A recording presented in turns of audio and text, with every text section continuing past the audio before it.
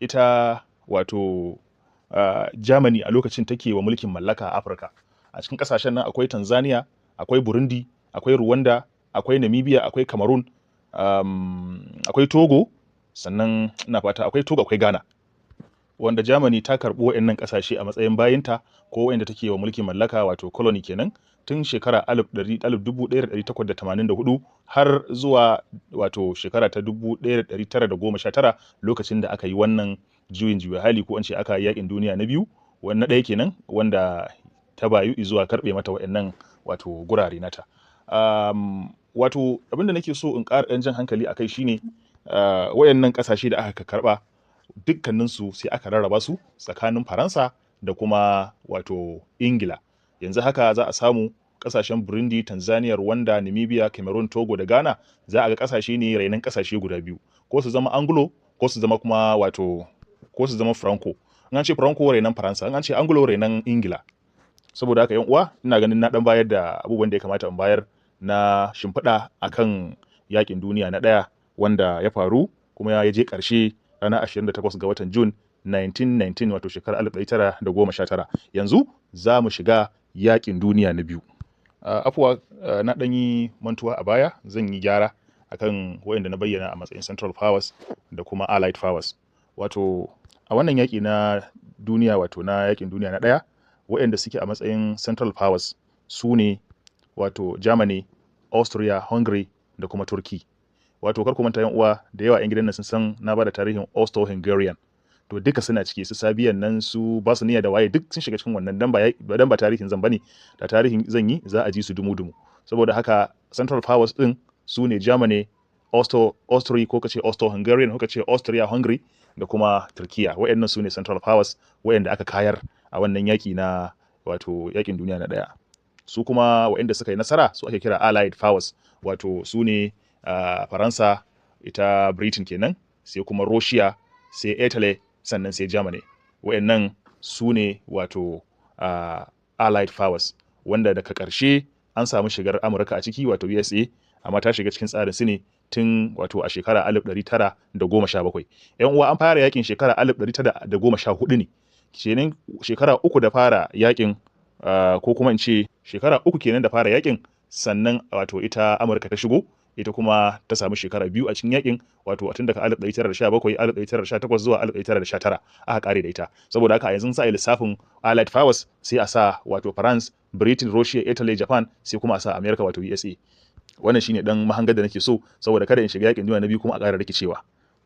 Wato yakin duniya na biyu yaki ne da duniya bata taba ganin yaki wato wanda aka zubar da jini ya zama an kwaranyar da jini a duniya, dan adam bai taba ganin masifa irin wannan ba. Yaƙi ne da ya haɗar da ƙasashe kusan 30 suka gabza.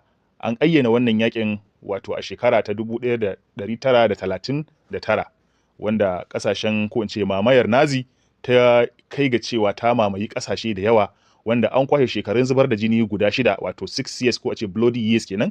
Ƙasashe ne ko in ce shekaru ne yan uwa na zubar da jini har shekaru 6 da aka gabza yaƙi, wanda daga ƙarshe ko in ce aka gabza yaƙi tsakanin Axis Powers. A nan an ce Axis Powers ana nufin wato Germany kenan wacce akwai Nazi a cikinta, sai kuma Japan, sai kuma Italy. Wayannan su ne Axis Powers. Da su kuma da ƙawayensu sai kuma wato Faransa, Britain kenan, sai Britain, sai kuma ita Amurka, sai kuma ƙasar wato haɗaɗɗiyar daular Soviet da ƙasashe irin su Spain, wadda daga Spain ita ma ta ɗan yi kai da komowa, zan dade mu zo wurin, sai kuma da ita ma Italy da ƙarshe ta gudu ta dawo cikin wancan. Duk da zan zo wurin a hankali, zan zo wurin da zan bayyana komai a hankali insha Allah. An kwaran yadda jinin ɗan adam wanda ke diddigar jinayen da suka fitar aka zubar a wannan lokaci.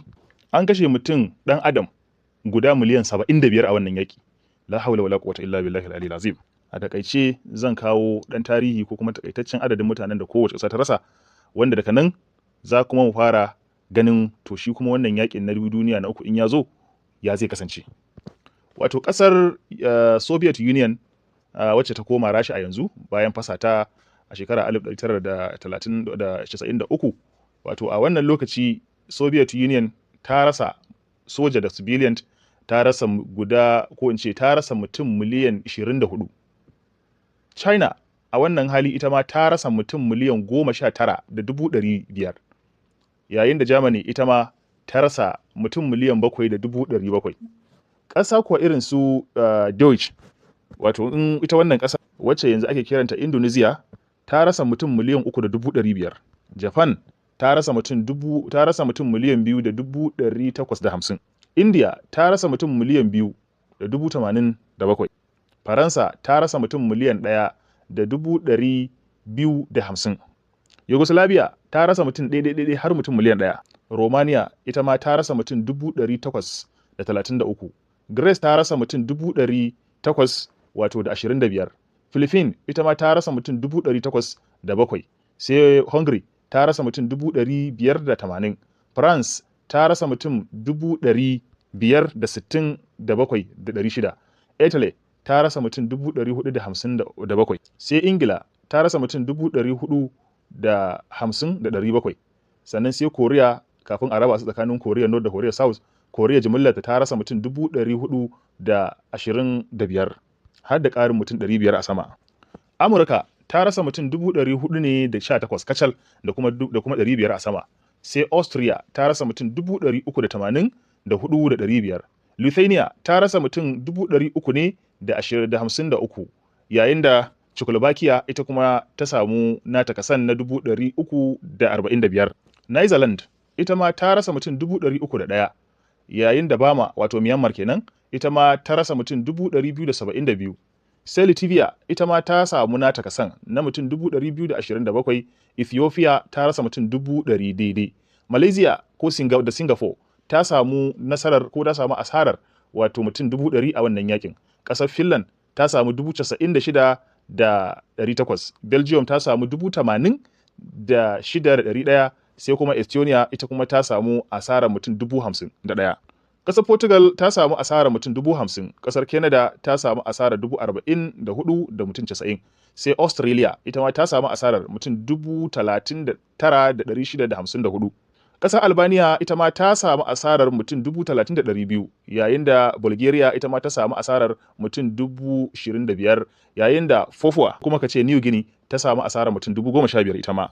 Spain ta samu asarar 14,500, New Zealand ta samu asarar 11,900, South Africa ta samu asarar 11,900, Norway ta samu asarar 9,500, Thailand ta samu asarar 7,600, Denmark ta samu asarar 6,600, sai Ireland ta samu asarar 5,000. Brazil ta samu asarar wato mutum 2,000, sai kuma Luxembourg ita ma ta samu asarar 2,000, sai Malta ta samu asarar mutum 1,581. Egypt ta samu asarar wato mutum 1,100. Sai kasar Iraki ta samu asarar mutum 700. Sai kasar Nauru ta samu asarar mutum 600. Mongolia mutum 300. Iceland ta samu asarar mutum 200.